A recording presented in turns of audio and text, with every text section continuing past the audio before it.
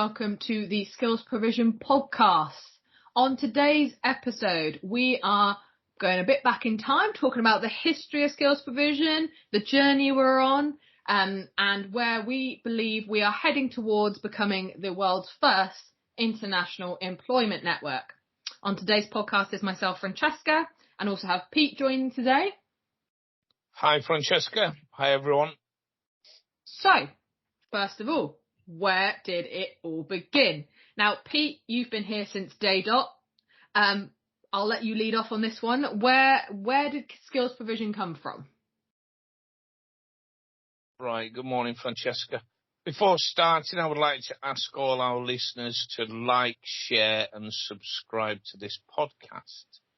It would help greatly. Thank you very much. So on to the history. Yes, I've been here from the start, and it's been an interesting journey.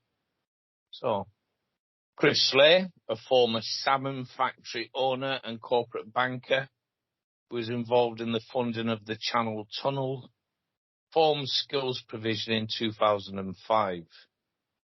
He had a vision to utilise the power of the web to support employment around the world. Skills now has a presence in 230 countries. There we go. That was the start line, and then we've sort of kicked on from there with various websites, various landing pages, various systems, where we are at today, which is probably in the middle ground of moving from being an agency to a network, which will take many years for the full changeover to take effect.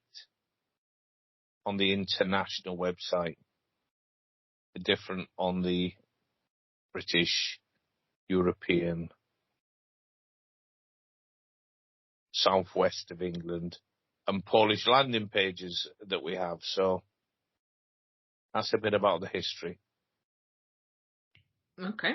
And so I believe my understanding is that the reason for kind of starting things was because there have been manpower shortages experienced within his own business. And so kind of saw, well, let's see how can I sort this problem? And then from a technology point of view, that has very much been driven by yourself because if anyone knows Chris, great ideas, but is not necessarily someone that's come from that online background, whereas you have gone and done a lot of research and education of yourself in order to lead and kind of promote the development of the skills provision online empire. Would that be a fair statement to make, do you think? Yes, very much so, yes. Chris is very good on the ideas, business as a whole. A fantastic person to advise and support us all really on the journey, but has less understanding of the modern world, the digital world, the high tech, the apps, the videos and such like. We'll give it a go. It's not his strength, and he doesn't portray that to be, but he does help the rest of us on our journey forward. And in a business, you're going to have different strengths and weaknesses, and it's important about utilising those in the correct way and getting things to move forward. So a question I'm sure listeners out there are kind of thinking to themselves, we've kind of said, and in my opening statement, that discussing how skills provision is heading towards becoming an international employment network.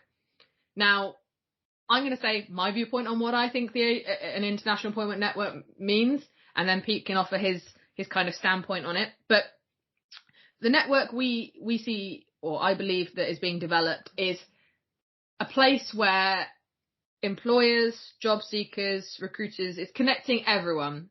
Kind of like I suppose social media does in a way, but it's creating a place where there is no hierarchy, and that certain people hold the power, whether that be the employers with the job offers, candidates with their availability, trying to create an area for everyone, whereby connecting all those involved in the whole employment process. And as Pete said, it's on an international scale is what we're looking to do, to remove the whole dynamic that is currently in place where certain people hold more of the power, wanting to give equal opportunities to the masses and allowing them the best access that they can have to either job seekers with jobs or employers with candidates. I mean, Pete, do you think that's a fair interpretation? It's an interpretation. Whether it's fair or not, I don't think it's probably not deep enough, to be honest. It touches on some of the main aspects. Problem that we have in the world today, and as we are international business, is the starting point. Get the start wrong, as you know yourself, and it can become problematic thereafter. So what we're looking to do is to use real life education, data, and a support network to start off in schools, so those in their last year, producing profiles, being taught, having the ability to proceed on some of the courses that we're going to be running to prepare themselves. And preparation could be, do I really want to go to university? Is there a cost to going to university? How will that affect me in later life? What are my options? What are my strengths? And where am I best positioned? And who is interested in employing me or possibly employing me? So it's understanding the job market, or having an understanding of the job market before you enter the market. Then as you move from leaving school into the employment sector, supporting those at the beginning through their journey, through education, development, training, having mentors, doing courses, either government sponsored, employer sponsored, or by the individual, and then progressing on, and then into management, possibly business ownership. So the network really will encompass everything that is needed. So it's obviously a vast undertaking, and will be there in all elements. So the beginning, the middle, and the end. And we will provide support from different places, like pensions. We will touch on financials. English is a big one in our current format, being the international language. So being able to improve the level of English, spoken, written, awareness, health, safety, environmental, teamwork, multiculturalism, working with other people from other areas. So is this sort of, let's just call it all development.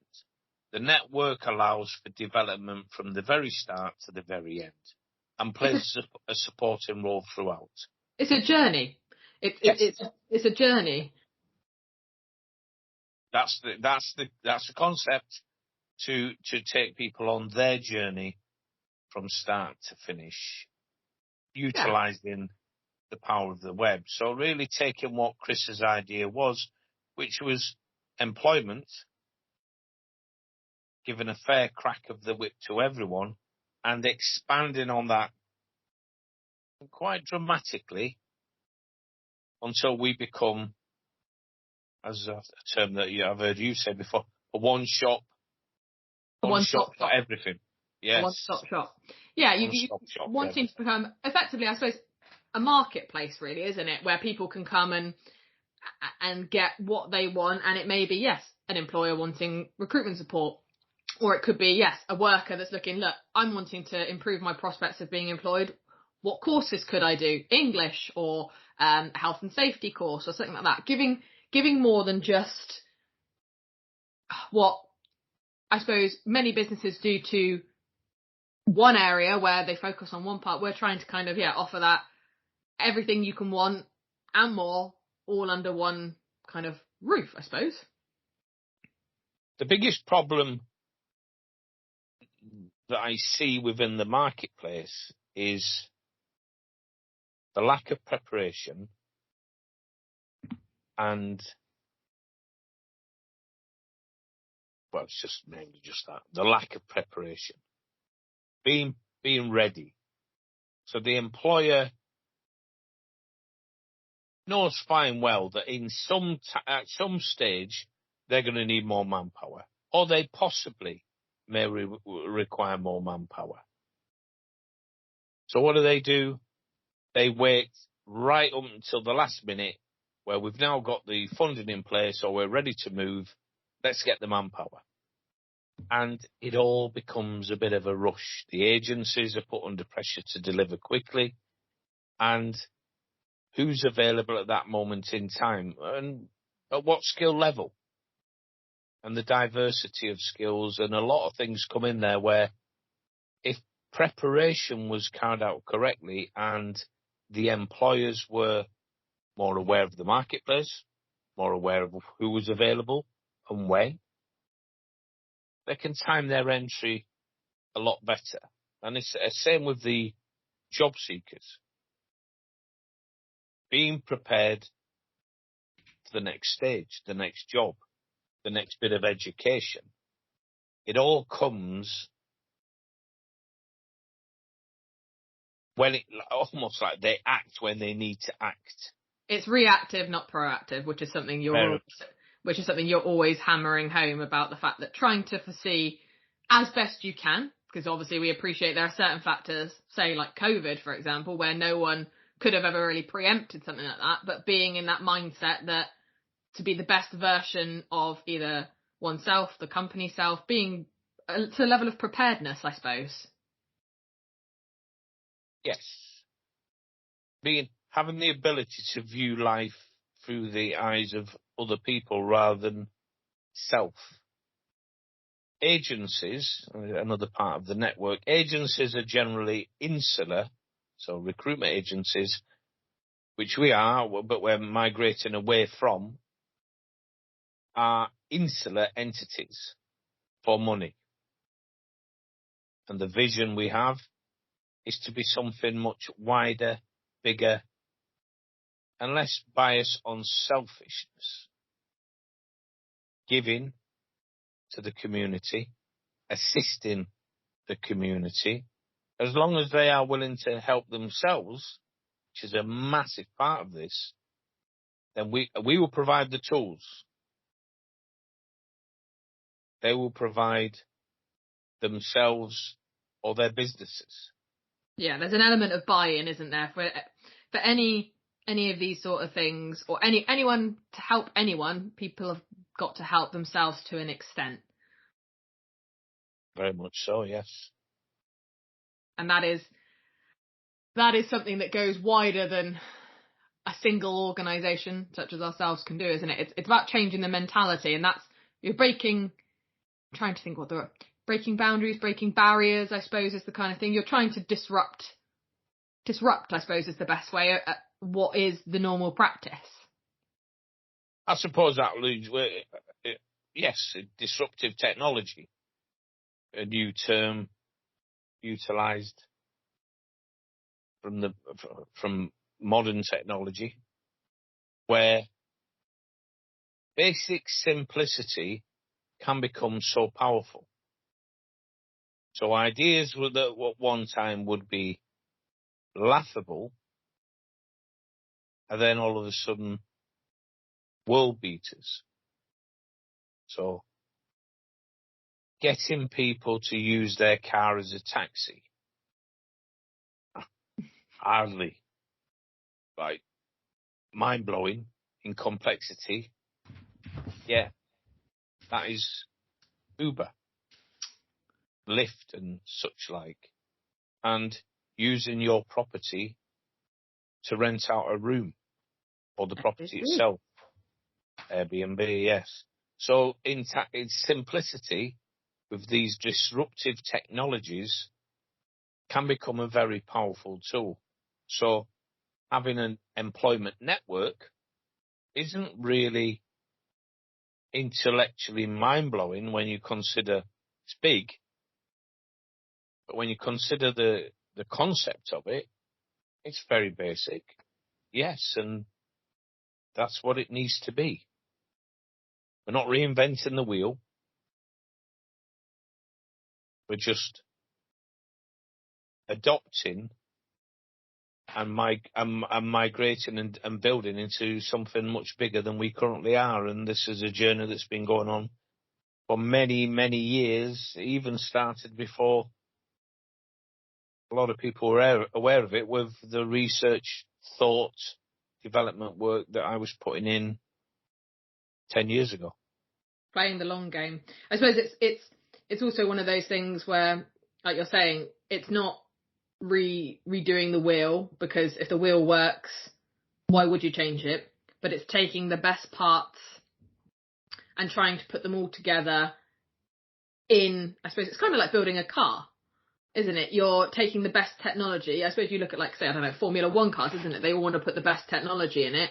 So they're taking the best parts from where people have learned things, or any sort of equipment or anything like that. You're always trying to take the best bits, but it's having all those best bits together rather than having them as separate things.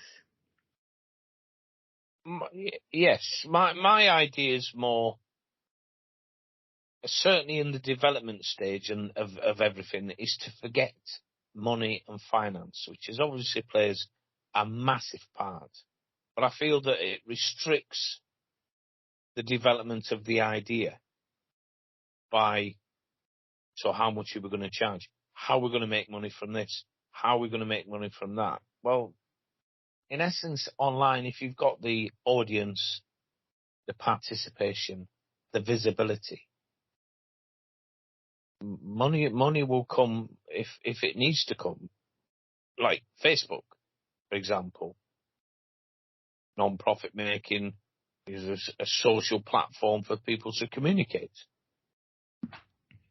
Migrated now into vast money-making organisation. So it's LinkedIn, early stages, just a network. So it's,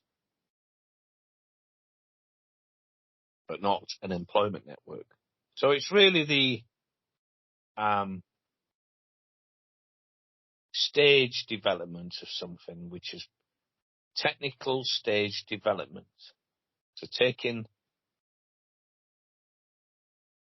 modules and then developing all these modules in a correct manner, almost like a jigsaw, where you work on one piece, finish it,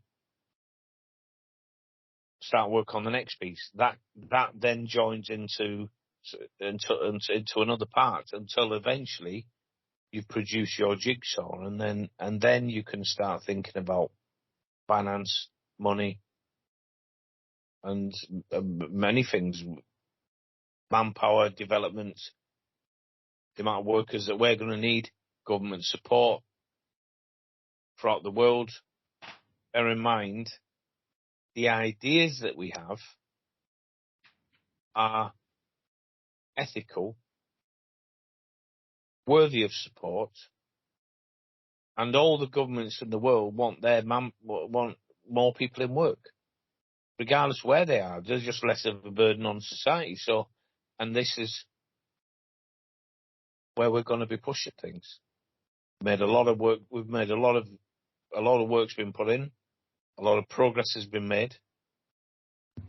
It's still at the start of the journey, so it's it's going to be, it has been interesting, and it's going to continue to be interesting. And like you say, it's laying the foundations. And the thing is with the online world, I suppose in relative terms to where we were many years ago to where we are now, a lot has changed. But equally, in the grand scheme of things, it's been a long journey, and actually it's taken a long time to get to these points. And like you say, it's combining stuff that you would never have thought, I don't know, 15, 20 years ago, that, yeah, like you say, people using their own cars and things like that. And it's crazy, the connection between real world and online, and how the relationship can be there, but it can be equally very, very different. And some of those points you've made in terms of where we currently are on our journey kind of leads me nicely on to where we are and what we currently have, and some of the things that we feel here at Skills Provision are some of our strong selling points and ways that we are doing things differently. And the first thing I want to talk about is profiles. Now, listeners out there, if you've not had a chance to look at the website, please do visit www.skills-provision.com for the main international site. We do also have a UK and European site. And have a look at job seeker profiles. Now, these profiles are one of our probably best, what's the correct word I'm trying to look for? Our unique selling points compared to other agencies or other recruiters or other businesses out there that maybe are operating in the same space. Profiles are a way of job seekers being able to demonstrate their skills. So each candidate will register on our site and create a profile. Now, this profile is a way of saying to employers out there, hey, look, I'm looking for a job. I'm looking for work. Here are my skills, and gives them a chance to demonstrate some information about their experience, a chance for them to pitch themselves. And it also allows employers then, from the other perspective, to be looking in and seeing the type of candidates that are out there. Now, our database is quickly growing. We are breaking records every month in terms of the number of new registrations, and Pete can tell you a bit more about that in a second. But for me, from a recruiter's point of view, the profiles and the reason that they really help us when it comes to placement is a worker taking the time to create a profile shows they're invested in the want and desire to get work. The way that it is set up, all candidates must create a profile for them to be considered for any opportunity to work for. So for us, it's us kind of acting as a first port of screening and speaking to candidates to ensure that they are serious about wanting to work. Something that Pete mentioned on earlier is with an international kind of feel and an international journey that we are on, everyone's profile is displayed and has to be created in English because it is the most universally used language amongst our employers. So even candidates from the very low level in perhaps more unskilled, and I say that in quotation marks, an unskilled type of role where English is not something that they're necessarily going to be using, they take the time and effort to make this profile. So it helps and gives a chance to showcase that even those where English is not something they're normally using, that they are able and willing to give it a go. And that's kind of relays back to the point of people being proactive and trying to better themselves and better their situations. Now, profiles themselves, Pete came up with the idea, so he can kind of tell you a little bit more about his thinking behind, on a deeper level, the reason for profiles. Yes. To be visible online, you need plenty of content. The content needs to be unique. So industrial level content. Bios having profiles where people cannot copy and paste into the fields. We produce strength to the website and then utilize that back to assist the people that are assisting us. We find they register, they help the site. We find them work through the visibility. So it's sort of circular effect taken place. The profiles we have on the website are still at a fairly basic level and will continue to develop, and we will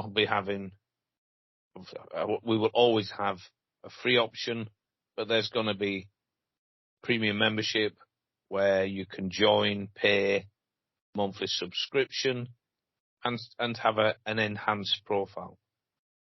Have a lot more visibility, ability to add video, and many different things. So, where a profile is fantastic is it complements the CV resume. It isn't a replacement. A CV is a historical working document that doesn't say a lot about a person's personality, interests, hobbies, and such like.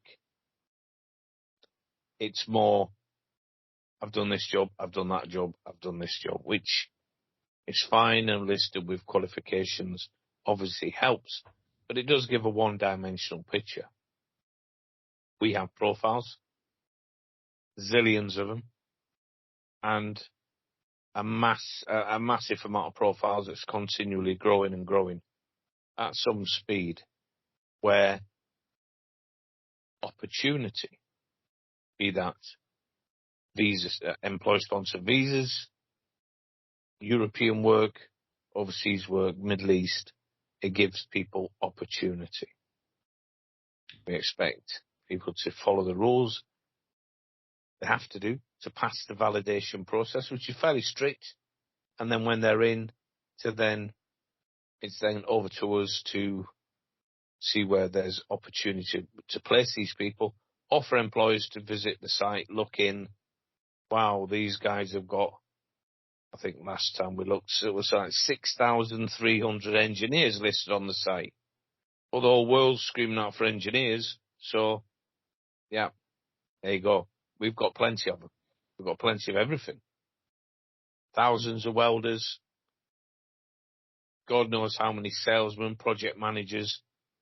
And we will continue to grow. And we eventually, the main thinking behind profiles was agencies concentrate on jobs.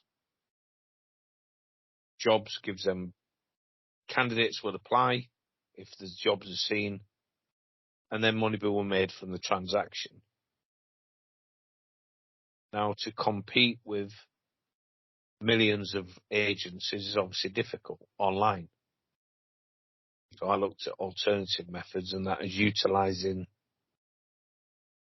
the credentials and skills of the other side of the fence, the workers, theoretically would become as powerful as just utilising jobs. And it has, and yes, that is how, obviously you need to move into the industrial type numbers, masses, millions, but it's worked, it's working, it will continue to work, and it will feed. Everything's, said earlier, circular. So profiles are linked to jobs, they're linked to employers, and then the employers look at the profile. So everything's sort of, and the way we work internally, by showcasing profiles, an employer, as you probably rightly know, Francesca, an employer will get a lot more out of looking at a profile than a Word document with no portrait image, with nothing about what they do or anything. It can be quite ambiguous as to where they're actually living. Yeah, and I think something I was gonna kind of interject is a bit like the whole job description versus a job advert thing, isn't it? A profile is more similar to a job advert, and a CV is more similar to like a job description. One tells a story and kind of explains in detail all the ins and outs, but the profile, like a job advert, is about selling either yourself or the job, isn't it? You're trying to attract someone to want to choose you. And there are millions of people that have all done the same course, the same qualification, but it's trying to provide some, I suppose, individuality and trying to make them different to the person that they're applying from somewhere else. So it's trying to offer those different characteristics and giving chance to people to express themselves, whereas in other situations they may not get that, except obviously once you get to interview stage. But it's the profile is kind of giving that chance before that and allowing people to see a bit more behind the curtain, if you will, a bit more about that person. Oh, very much so. I mean, go back to the subject earlier about the network. The profiles play a massive role in the whole thing, where those still at school in their last year should all have profiles and should be developing on those profiles as they continue on the education journey. They're out there.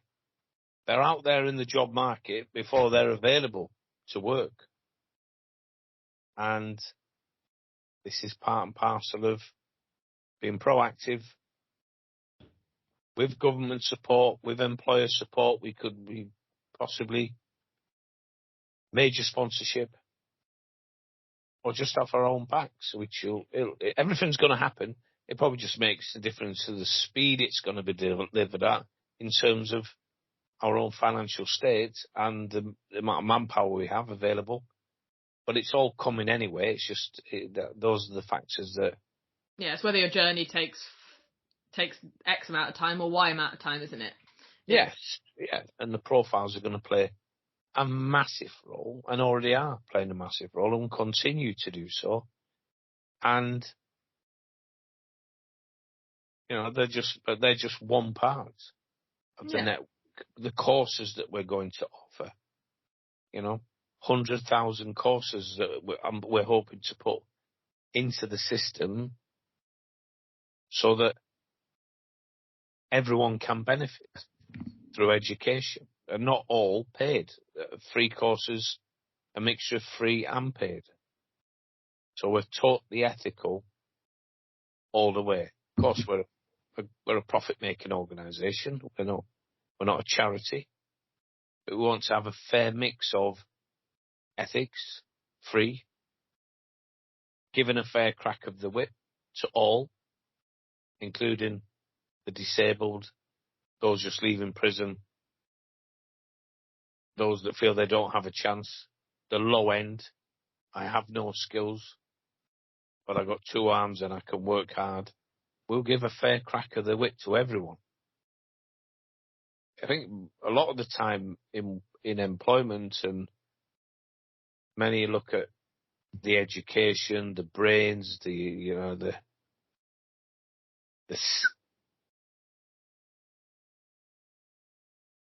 perception of people, and less so the lower level. They're just solid grafters, and that's partly where we're missing in the working environment. You need more Indians than chiefs. Mm-hmm. In nearly every environment, and it's giving purpose to everyone and giving everyone an opportunity. A fair chance. Yeah. That's right. Yes. And that's the thing, is like, yeah. And being able to offer multiple different types of offering rather than a one-dimensional thing increases the chances of being able to actually provide that. And as you say, profiles is one part, obviously jobs is another, and currently we have a wide variety of international opportunities available across the different websites. And jobs for us has become something that we take real pride in terms of, again, from an online business perspective, all of our content that we like to put out is unique, and ensuring that we're getting the maximum amount of exposure that we can when it comes to advertising, and making sure that the jobs are widely visible on an international scale. As with a lot of our roles, there is the possibility for the movement from a worker from one place to another, rather than it purely just being an in country hire. Jobs are something that obviously employers are attached to.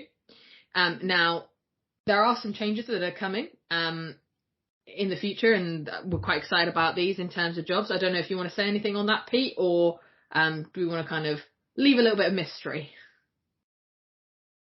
Well, we were already introducing, as you know yourself, video into the job adverts, which are going well on the international site. There are around about 600 opportunities, and the job board's very powerful indeed in terms of virtual strength. So, I just say that there's a lot coming for the employer, and to keep an eye out for opportunity for them, because some very exciting developments will be coming certainly within the next 12 months, which if I was an employer, I'd be grasping at with both hands. Absolutely. That's very well put. I think don't want to give too much away. And then from my perspective, being involved primarily in the placement side of things, the last kind of thing that I really want to touch on in terms of an area of real strength, I think, for us is our trademark client zone. Now, the client zone, for me and for my colleagues, employers, has been a real game changer in managing the recruitment process.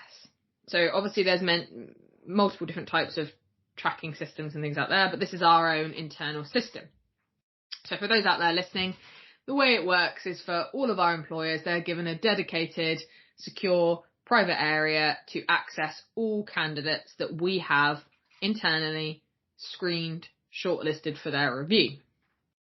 And by having them all in this client zone, it allows us to make sure that we are managing and keeping on top of those applicants, as opposed to some agencies that maybe just send things by email, and then you can very easily lose track of where someone is.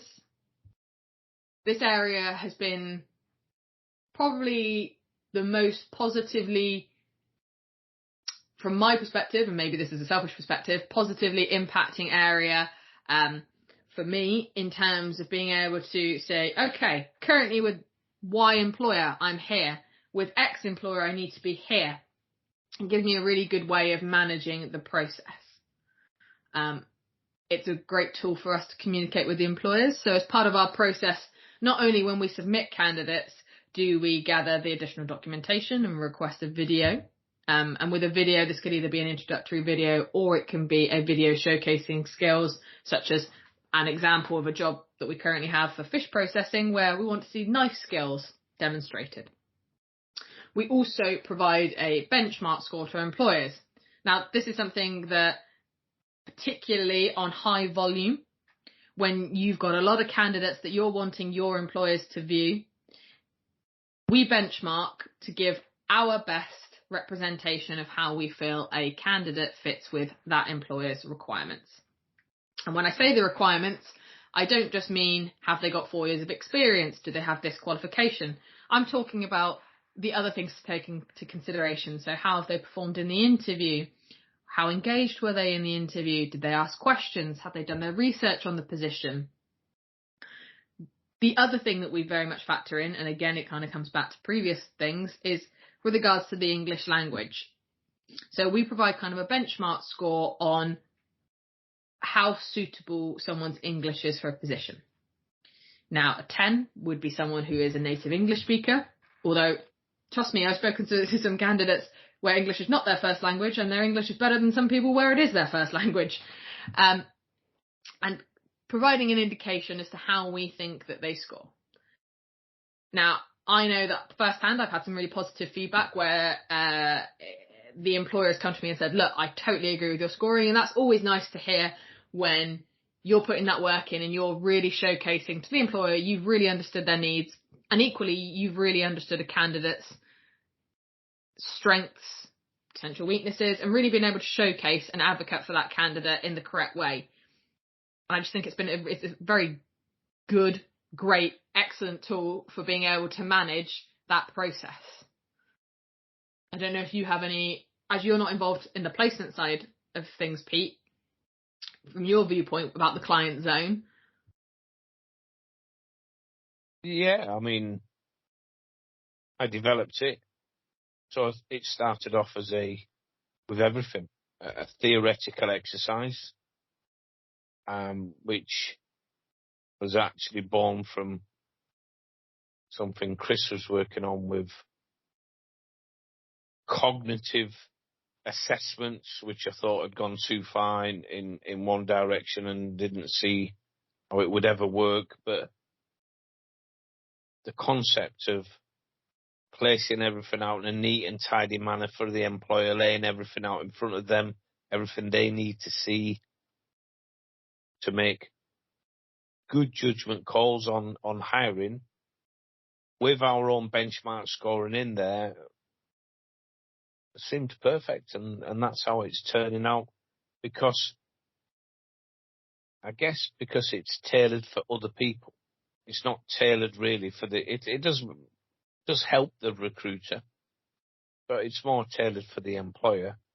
And when you focus more on the other side, then you can do a good. We've done a good job, but it's still early.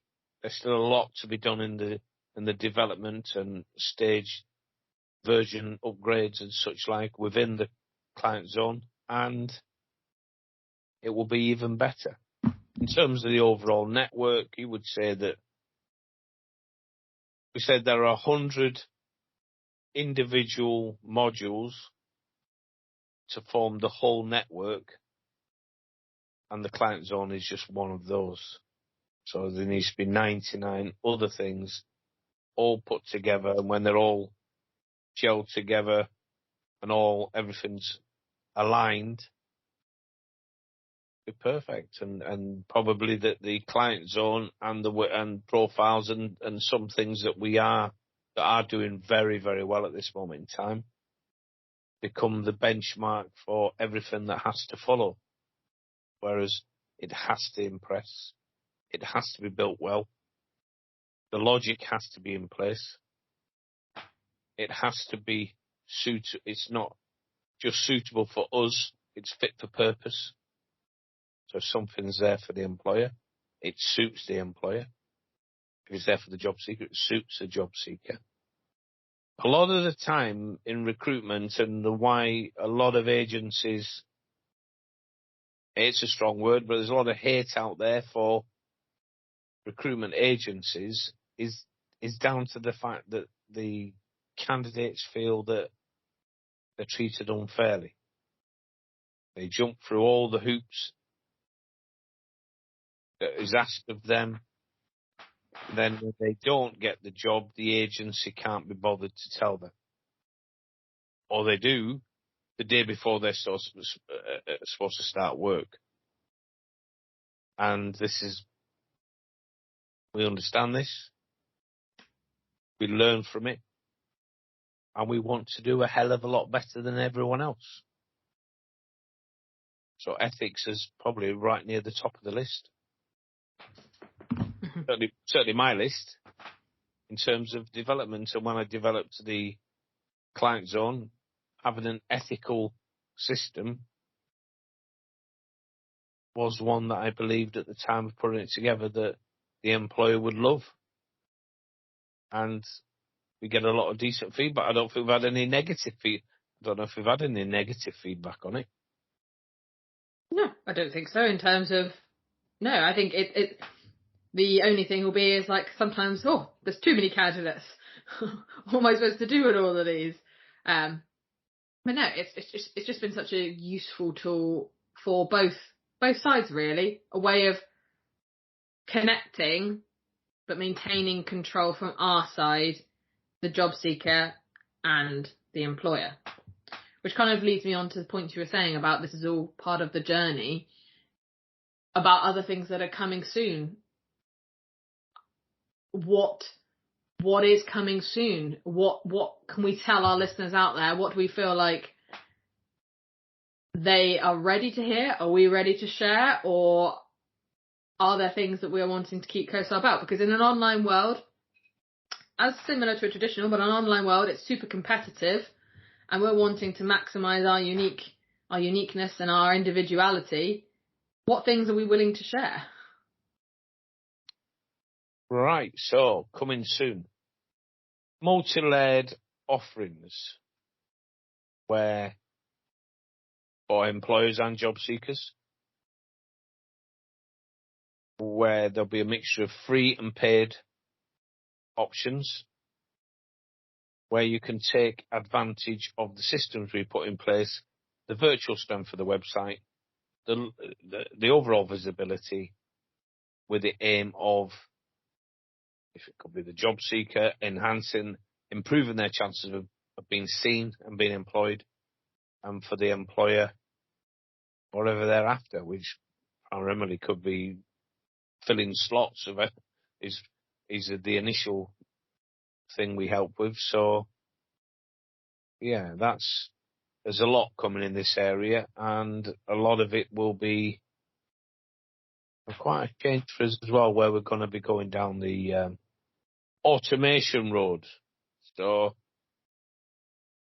there's multi-layered offering, a smidge of AI, which is going to be great for the text. Improving our algorithms with automated matching and such like, which is crazy complicated and not something I want to dwell on this, certainly on this podcast. Courses, going to be massive. And just fantastic opportunities for everyone, even those not employed. And it's going to be, and obviously we would like government sponsorship, assistance, all this, but it's not vital.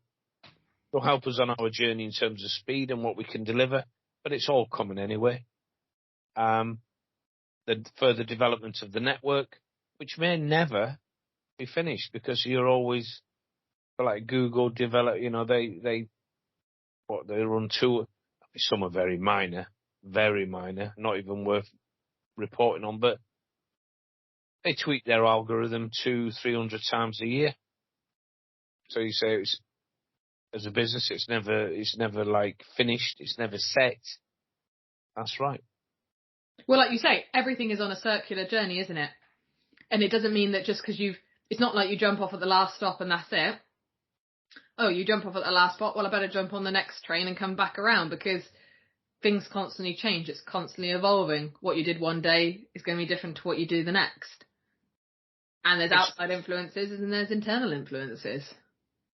It's probably the coming soon part is trying to develop the network through, obviously modern technology. It's all going to be website driven, and code, software. We're developing software. We're developing concepts, all sorts. Build our own algorithms, but it's more utilizing top to bottom. So, and then molding that into something that we can push forward. So Chris may have an idea that he's had 20, 30 years ago that he'd like to see one of his, what was it? The personalized information center. So we take elements of this and develop on it.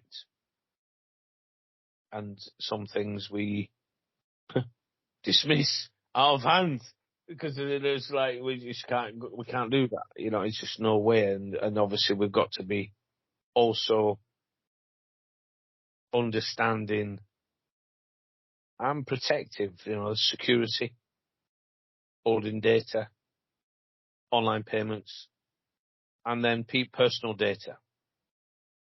And I was going to say, I think it's something that's important. And we don't want floating around. No. Like banks and all this kind of stuff. I've just found a disk with 90 million bits of information on all the people, all these people.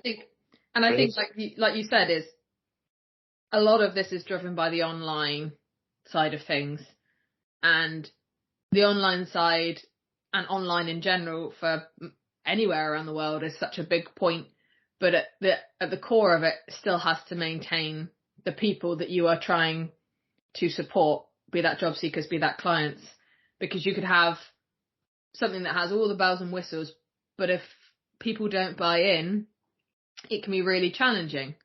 I mean, the amount of apps and stuff now and that you see that come out, that they're popular for 5 minutes and then they're gone. We're building something that we believe will last and will continue to impact and continue to keep people connected and moving that forward.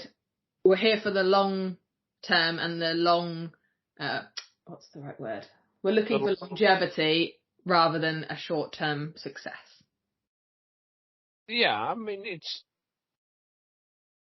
it was put to me by someone that works in the British government or works for the British government that what we were looking at doing was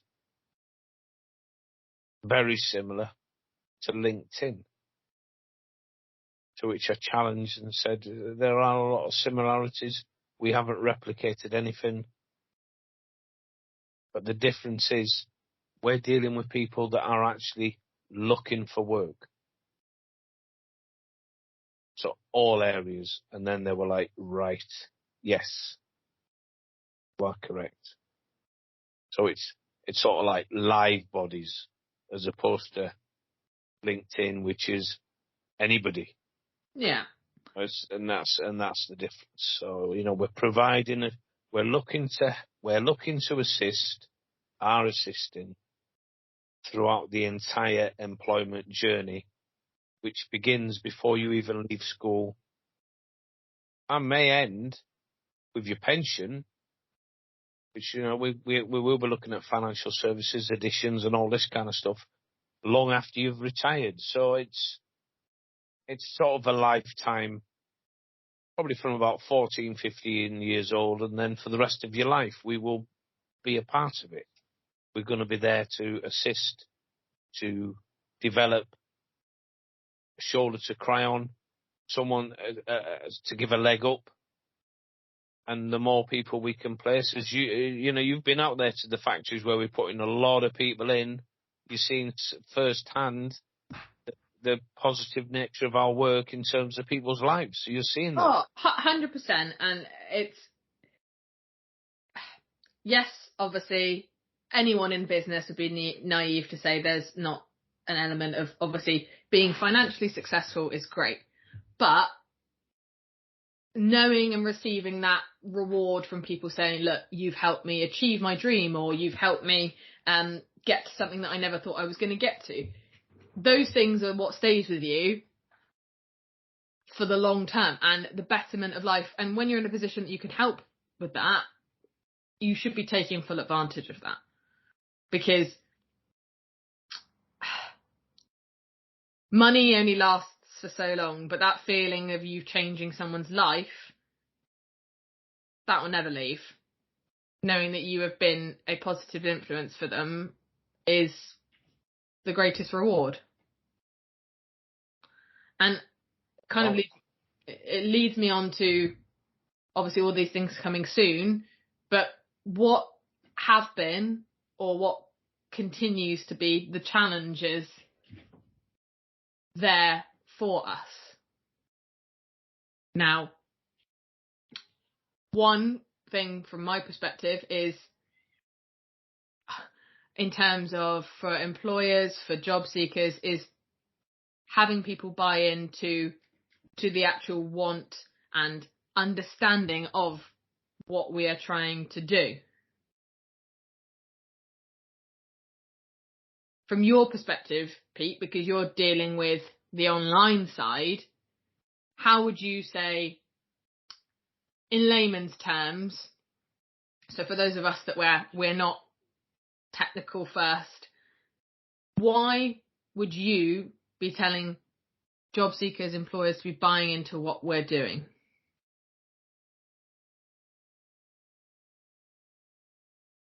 I'd rather deal with it. The question is in probably in two parts. Start off first, the challenges that we face ourselves.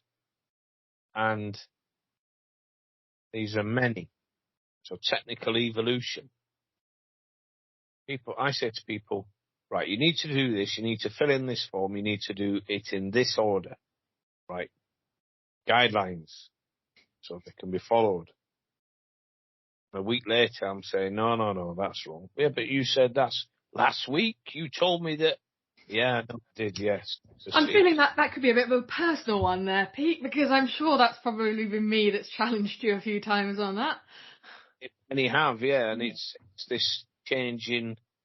People don't realise that what they're working in is a fluid, part of a fluid system that's continually evolving and will continue to evolve for a long, long time yet. And it's like the Industrial Revolution type thing. It's the motor car, the development of the motor vehicle, and it's still running on today and all this kind of stuff. Is technical evolution is a big challenge in so much as the how.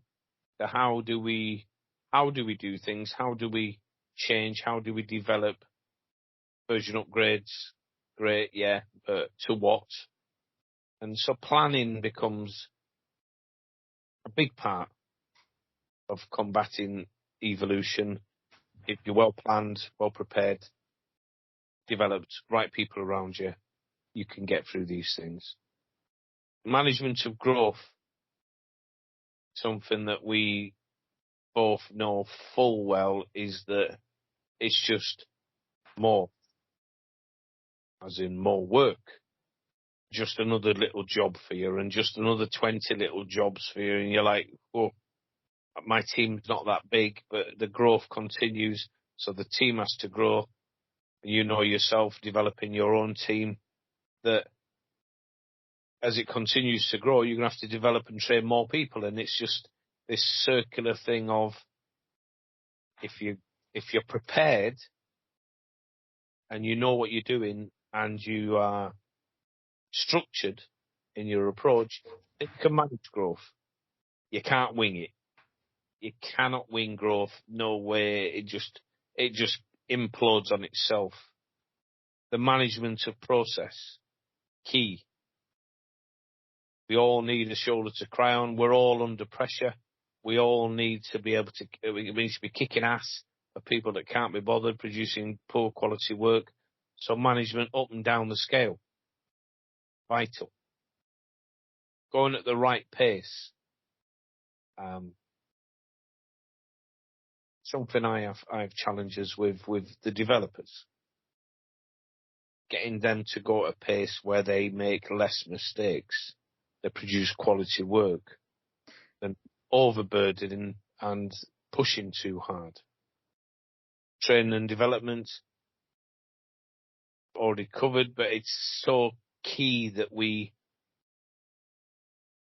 don't underestimate the value of our own learning and developing on this, our own skills. Oh, I'm at the top of the tree. People are working for me. I don't have to develop nothing. Rubbish. We all need to continue to develop. And then, probably more importantly, and which comes back to answering the question, is what do people feel? Is getting everyone to buy in. So people to look at us, what we're doing, how we're doing it, our ethos, our ethics, the whole shebang, skills provision, and everything it surrounds in, is involved in it, is getting people to buy in. We're getting employers to buy in. Good. We're getting job seekers to buy in by the zillion. Good. But we need our own staff to buy in. We need everything. It's all about buying in. The more people we get to buy into where we want to go, governments, we need government support. We need them to buy in so that we can deliver what we want to deliver, which is revolutionary product based on a simple concept, disruptive software, that can change lives for the better. Because as you know yourself, if you went to university, you did a degree, and then you realised much later, yeah, may have put a bit more thought into that, because it wasn't the wisest choice. Now, you're not alone. Millions are faced with that because they're having to make, at a young age, they're having to make decisions that are like, I'm only ever going to make a bad decision. I'm too young. I was going to say, the pressure that's put on you when you're young to make a decision that impacts the rest of your life. It's crazy when you think about it, isn't it? That's what I want to get into, to just, not to, you can't stop people making bad decisions, but you can give them more information. And I was going to say, that's something that, like, it's a fair few years ago, but not miles and miles ago, that, like, when you're having those conversations about, okay, based on this information, we think you're going to go into X, Y, and Z, or here's the opportunities, university or this. And it is just, unfortunately, there's, I suppose with everything, isn't there? There's a level of inconsistency about the information that can be available and accessible to people at that time. And it's trying to, get people the most connected and the most informed that they can be. It's the people that are doing the advising. Do they know the workplace? Are they up to speed themselves? Do they fully know the options, or is it just a matter of, well, I just work at the school and I've been in regurgitating the information. Yeah, just regurgitating the same crap that's been spoken to for year after year after year after thousands of people sent out. It's the leave it to the individual, which is fair enough, but. That's what we're trying to combat, to use modern technology to do away with this. Just, you'll be all right. It's almost kind of, I suppose, and for trying to think of an analogy in a way, is that we're almost kind of like the journey is a bit like, isn't it? Like having a sat nav, you've got one route that you're trying to get to, wherever that may be your end goal. So whether that's first time employment or it's you're wanting to progress your career. Okay, well, I'm putting in my destination, but how do I get there? Okay, there are 3 routes that have been suggested. Which route are you going to take? But it's being informed about all those steps involved in taking those routes that we're trying to kind of offer up that guidance to show, if you take this option, here's your potential. If you choose option B, there's this potential that might happen, and trying to help steer. We'd never want to try and take over anything. That's not our way of doing things. We want individuals to maintain their individuality, but we are purely here to try and offer them assistance and support. Oh, definitely, yes. I mean, the problem what we have is that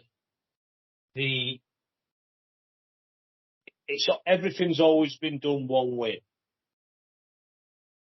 That we follow our parents, they follow their parents, and all this kind of stuff. Whereas modern technology allows, and the way we're looking at setting up the business is, it's almost like we're forcing change on people or giving stronger alternatives. You're breaking the mold. Yes, breaking the mold, and that's a whole other kettle of fish, isn't it? Because to change the norm. But that's what disruptive software is all about. I mean, like, go back to Uber.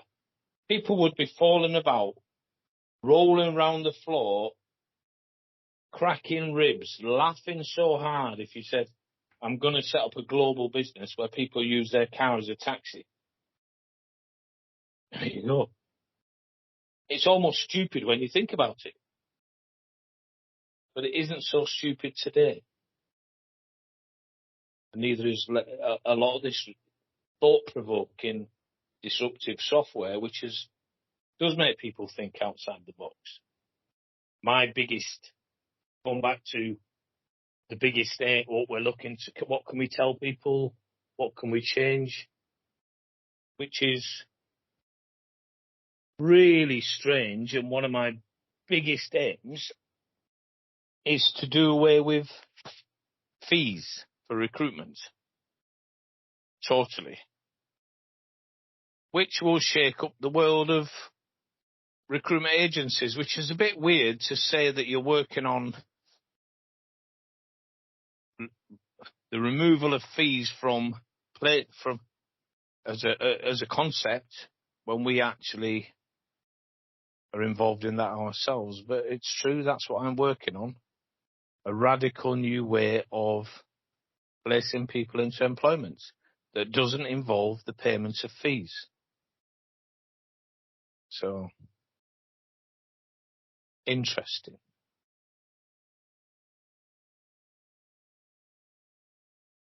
It is.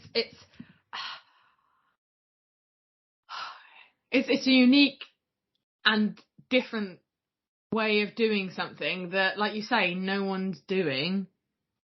It's, well, I suppose, pioneering is not an unreasonable term to use, and it's how successful something will be. You never know. In theory, the theory is strong. We're seeing the positive results, and there are tangibles that we're seeing the positives of, like profiles, jobs, clients, and etc. But you never truly know how successful something is going to be. I don't imagine that when Zuckerberg set up Facebook, he knew that straight away, a month, 6 months, a year after it, that he was like, do you know what? Yep, in however many years' time, this is what it's going to be. From where they are now to where they were, that's one hell of a journey. And we're on our own journey. Yeah, I think one of the things that served me well, and I'm not sure, I can't think of any, been certain things that have not worked well. Not working at all, I don't believe there's been any. This is down to being fair with yourself and honest when you do the research, when you put things together in a conceptual design and development is obviously something that one of my main jobs that I put in is developing theoretically putting things together. As long as you're true to yourself, as in you ask the right questions and you're not sky blue with everything, oh, this will be fine. Yeah, everyone will just pay.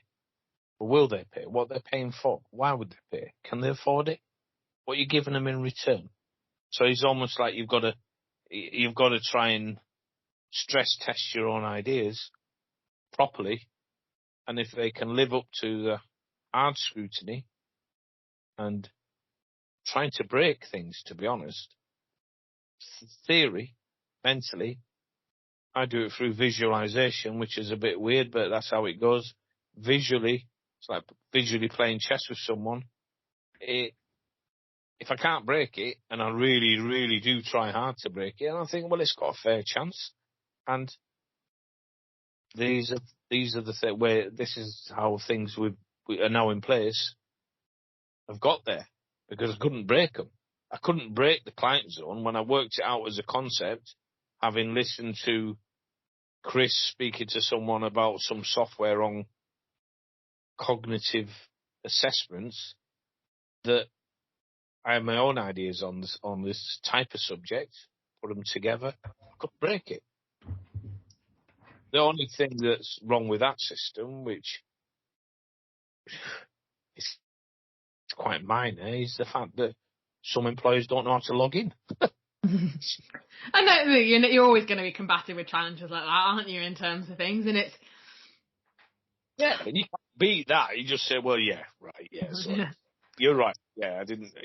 What do you want me to do? Come down and log in for you? You know what I mean? It's... And I think that's true in terms of something that is a strength of yours that I think a lot of people out there will struggle with. It's removing yourself from yourself in a way, isn't it? And it's looking at it from the other people's perspectives and trying to see how they may view something. You sort of become a robot with no emotion. It's like just black and white. Yeah. Or someone with about 50 different hats and trying to put on a different hat each time when you're looking at something. So, okay, hat A is for the employer, hat B is for the job seeker, hat C is for the recruiter, hat D is for someone else. Like, it's trying to look at it from the many sides that there are involved in most processes. There's very few, probably none in fact, that I can think of, processes that just involve one party. Yeah, I think it's playing a binary game with yourself with no emotion. So you just, yes, no. Will that be, yes. What do you do when they're, right, it's just to come, like, you take the emotion out, that's the hardest part.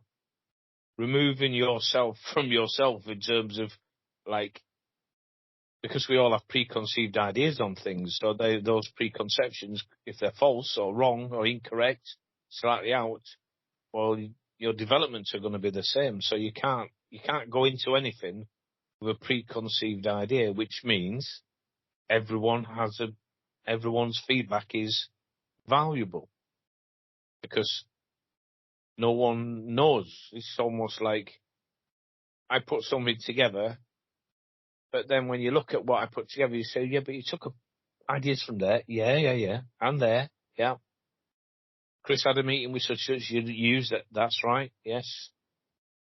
And then it's sort of joining the dots, which is probably the difficult part, I would imagine. And then having to document for the developers to build and then just keeping on top of it, grids, making sure it works and all this kind of stuff. And then continually, like the client zone, developing on it because there's always, because that's collaboration software, the collaboration between the recruiter and the employer. What else can they benefit from? But not what else can they benefit from in the conventional thinking type manner, along the lines of what no one's thought of, or it's not out there. So you're not replicating something that's already in place but somewhere else. And then at benchmark scoring, we benchmark quite a lot, hefty amounts within the client zone. That idea is not taken from anywhere else. It's like no one else is benchmark scoring, interviews, levels. We can do skill tests. We can do everything. That's purely unique. And this is where we're strong. Having unique ideas and then bringing them to reality, because when they're good enough, the other side, the employer, the job seeker, they're going to be blown away. And not enough people have seen our client zone and booked interviews with you and your team so they can see all this stuff in the flesh and like, wow, yeah. Yeah, and that's why as part of our process, when any employer inquires, we'd like to show them all of our bells and whistles. We want them to see the process that's involved, because it is important that rather than just saying, all right, you're going to come to us, here's a candidate, we haven't done anything with it, just have a look. We want to show them that we care, we take their inquiry seriously, and we're here to support them. And equally, from a candidate management point of view, that we're on hand to be supporting the candidates, guiding them through the processes, whatever those processes may be. Very much so, yeah. Are there any other points that you want to raise, kind of summarising today's podcast in terms of skills provision, the International Employment Network? From my perspective, I know we've probably used this, I feel like I should have called this the Journey podcast. It is a journey. A journey's never straightforward, especially if you rely on a sat nav that's, a little bit dodgy, send you down a road that's no longer there or something like that. So it's a continual one and a continual journey for improvement and wanting the betterment of ourselves as a company, but a betterment for the life of job seekers internationally, and to support employers internationally in whatever way we can with a diverse range of offerings. So it not being a one-dimensional, there's this, you take it, you leave it. We're wanting to offer more to both sides.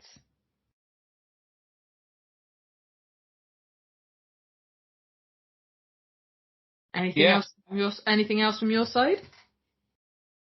I've got 2 points. That's all.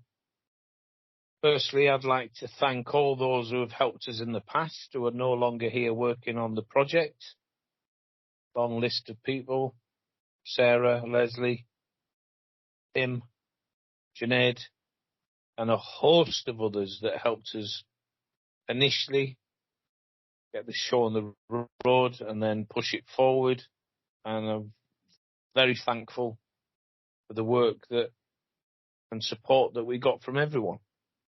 That's an important message, because it's very easy to forget those that helped us when we were in most need at times. And finally, I guess in the end, I want to be judged by the audience, employers and job seekers, not by finance. Because we are doing well financially. We'll continue to do well. It just grows. So, I mean, that's also one dimensional. I don't want to be judged by finance. I want to be judged by what the employers and the job seekers think, and our support that could be offered to those. Judged by the wider impact, not a single measurement. Yes. Yeah, and I think that's a nice way to end it. So for all of our listeners out there, just a reminder, you can listen to us on Spotify, Apple Music, Google Podcasts. It's also live on YouTube. It is also on the Skills Provision International website. There is a subheading for podcasts. Please do take time to listen to our previous episodes. We've covered some interesting topics. And on any of those platforms where you do have the ability, please like, share, follow, subscribe, tell your friends, tell your colleagues. We want to be seen. We want to be heard. We want to change lives. So from me, Francesca, it's goodbye. And me, Pete, goodbye. And we'll catch you all in the next episode. Thank you. Take care. See you all soon.